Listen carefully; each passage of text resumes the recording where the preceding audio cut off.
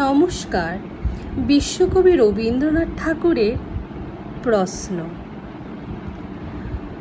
ভগবান তুমি যুগে যুগে দূত পাঠাইছ বারে বারে দয়াহীন সংসারে। তারা বলে গেল ক্ষমা করো সবে, বলে গেল ভালোবাসো, অন্তর হতে বিদ্বেষ বিষ নাশো। বরণীয় তারা স্মরণীয় তারা, তবুও বাহির দ্বারে আজি দুর্দিনে ফেরানো তাদের ব্যর্থ নমস্কারে। আমি যে দেখেছি গোপন হিংসা কপটে রাত্রি ছায়ে হেনেছে নিঃসহায়ে।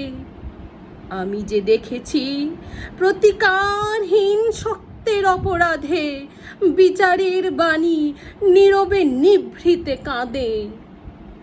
আমি যে দেখিনু তরুণ বালক উন্মাদ হয়ে ছুটে কি যন্ত্রণায় মরেছে পাথরের নিষ্ফল মাথা কুটে।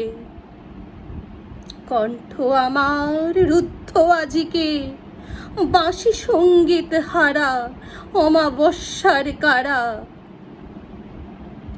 লুপ্ত করেছে আমার ভুবন দুঃস্বপনের তলে, তাই তো তোমায় শুধাই অশ্রু জলে।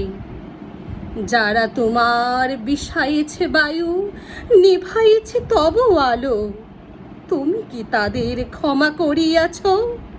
তুমি কি বেসেছ ভালো? নমস্কার।